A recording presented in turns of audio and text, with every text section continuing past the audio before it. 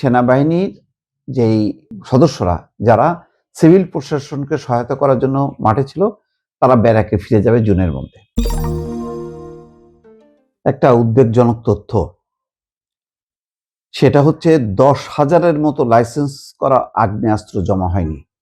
স্বরাষ্ট্রমন্ত্রী এটা বলছেন প্রেসকে, এবং একই সঙ্গে মাঠে থাকা সব সেনা জুন মাসের মধ্যে ফিরবে ব্যারাকে। তার মানে সেনাবাহিনীর যেই সদস্যরা যারা সিভিল প্রশাসনকে সহায়তা করার জন্য মাঠে ছিল তারা ব্যারাকে ফিরে যাবে জুনের মধ্যে। এবং একই সঙ্গে উদ্বেগের বিষয়টা হলো 10,000-এর মতো লাইসেন্স করা আগ্নেয়াস্ত্র জমা হয়নি। তারপর লুট করা অস্ত্র খুব অল্পই উদ্ধার করা হয়েছে, বাকি এখনো অপরাধীদের হাতে আছে। তো জুন মাসের মধ্যে যে ফিরবে এটা হচ্ছে মে মাস, তার মানে আগামী মাসের মধ্যে। আগামী মাসের মধ্যে ফিরে যাওয়ার পর পুলিশ দায়িত্ব নেবে। পুলিশ কি সেই অবস্থা তাদের হয়েছে যে তারা যে কোনো পরিস্থিতি মোকাবেলা করতে পারবে? এটা নিয়ে কিন্তু এখনো পরীক্ষা নিরীক্ষা হয়নি। অন্তর্বর্তী সরকারের সময় যেই একাধিক ঘটনা ঘটেছে এবং একদম শেষ মুহূর্ত পর্যন্ত, সেখানে দেখা গেছে বারে বারে সেনাবাহিনীকে দৌড়ে আসতে হয়েছে এবং পরিস্থিতি সামাল দিতে হয়েছে।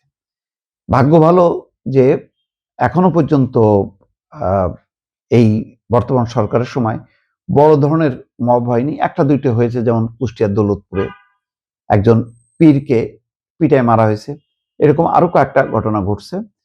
তো সেখানে পুলিশের নিষ্ক্রিয়তা, পুলিশের যেই ব্যর্থতা পরিস্থিতি নিয়ন্ত্রণ করতে, সেটা দেখা গেছে। কিন্তু সেখানে সেনাবাহিনী দৌড়ে যায়নি।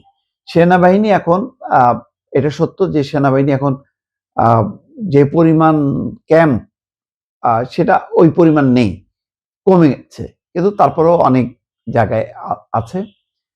এখন যদি আগামী মাসের মধ্যে চলে যায়, সেনাবাহিনী ব্যারাকে ফিরে যায় এবং যে পরিমাণ অস্ত্র, অবৈধ অস্ত্র, যেখানে বলা হচ্ছে লাইসেন্স অস্ত্র জমা দেওয়ার কথা ছিল 10,000-এর মতন, এখনো জমা পড়েনি, আর লুট হওয়া অস্ত্র তো আছে। তো সব মিলায় এই তাণ্ডব ঠেকাতে পারবে কিনা, পুলিশ যথেষ্ট প্রস্তুত কিনা, সেটা নিয়ে কিন্তু সংশয় আছে। এই সংশয়টা দূর করার জন্য পুলিশকে কিছু অপারেশন অপরিহার্য। কয়েকদিন আগে দেখা গেল যে কুমিল্লায় চাঁদাবাজির অভিযোগে এক নেতাকে গ্রেপ্তার করা হলো, থানা ঘেরাও করলো বিএনপি নেতা কর্মীরা এবং মধ্যরাতে ছেড়ে দেওয়া হলো। এরকম আরো কিছু কিছু ঘটনা ঘটছে যেগুলোতে এক প্রকার বলা যায় যে প্রশাসন কিন্তু অসহায় অবস্থায় মধ্যে আছে। সেখানে খুব প্রবলভাবে পুলিশ দেখাতে পারেনি তার শক্তিমত্তা, যে এই ধরনের অবৈধ কর্মকাণ্ডকে তারা অনুমোদন করছে না। সেই কারণে যথেষ্ট পরিমাণ সন্দেহ আছে। মোহাম্মদপুর রাজধানীর কথাই যদি বলি, এক মোহাম্মদপুরকে নিয়ন্ত্রণ করা যায়নি, মিরপুরকে নিয়ন্ত্রণ করা যায়নি। মিরপুরের ব্যাপারে আজকে প্রথম আলোতে একটা বিশাল রিপোর্ট, মিলেমিশে চাঁদাবাজি, মানে সমস্ত মিরপুর জুড়ে যত ফুটপাত আছে সেখানে মানে বাজার বসানো দোকান, ছোট ছোট দোকান, অসংখ্য মেলা, এবং এই সবগুলো হচ্ছে চাঁদাবাজির ফলাফল। অর্থাৎ প্রত্যেকটা দোকান থেকে চাঁদা তোলা হয় এবং সেই চাঁদার সঙ্গে স্থানীয় বিএনপির যোগসাজশ আছে। তাদের সংখ্যা কত সবকিছু মানে প্রকাশ্যে এসছে, কিন্তু নিয়ন্ত্রণ করা কি যাবে? নিয়ন্ত্রণ করবে কে? পুলিশ। পুলিশ যখন নাকি এই চাঁদাবাজদেরকে ধরতে যাবে, দেখা যাবে যে তারা অধিকাংশই ক্ষমতাসীন দলের সাথে সম্পৃক্ত। তখন থানার উপরে যে একটা চাপ তৈরি হবে, থানা কি সেটা মোকাবেলা করতে পারবে? সেই সক্ষমতা কিন্তু এখন প্রমাণ হয়নি। কিন্তু আবার এটাও সত্য যে সেনাবাহিনী আর কতকাল থাকবে।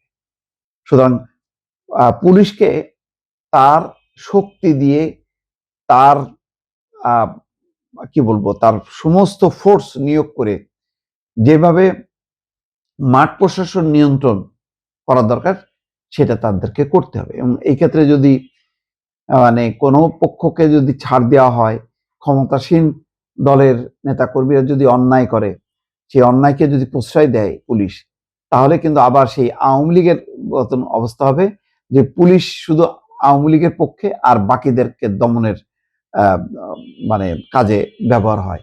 সেই কাজটা যাতে পুনরাবৃত্তি না হয়, এই জন্য পুলিশের নিরপেক্ষতার সাথে পুলিশ নিজে নিজে যাতে সেনাবাহিনী ছাড়াই তার শক্তি ব্যবহার করতে পারে, সেই পরিস্থিতিটা সৃষ্টি করা খুব জরুরি।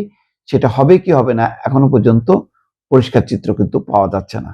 নিশ্চয়ই পুলিশকে কিছু অপারেশনের মধ্য দিয়ে সেটা প্রমাণ করতে হবে দর্শক।